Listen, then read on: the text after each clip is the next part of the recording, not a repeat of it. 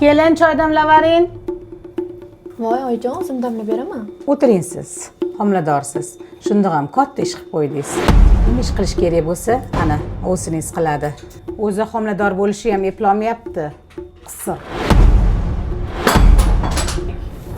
Menga qarang, son narsa qoldimi o'zi uyda? Bitta ish eplab qila olmasligingiz jonimga tegib ketdi.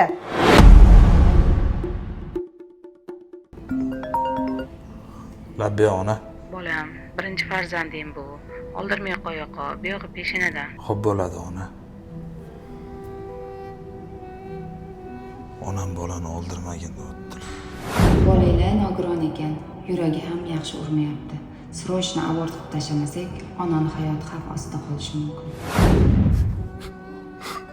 Shunaqa gaplar. Ko'nglimga hech narsa sig'mayapti.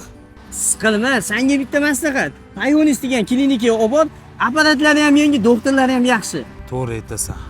Shunisini o'ylamanman. Asalim, bola hisob-bilsoq, rivojlanishi ham yaxshi, yuraverishi normada. Voy, rostdanmi? Keyingisi kiravering. Tanidingmi mani? Hozir men sizga hammasini tushuntirib beraman. Keling, kiravering ichkariga. Menga o'zi kerak emas, obeddan keyin o'zinim keladi. Men bu familiyada bolasi tug'ilishi kerak emas. Agar ishni hal qilsangiz, yana shuncha olasiz. Buyog'ini es qilamiz.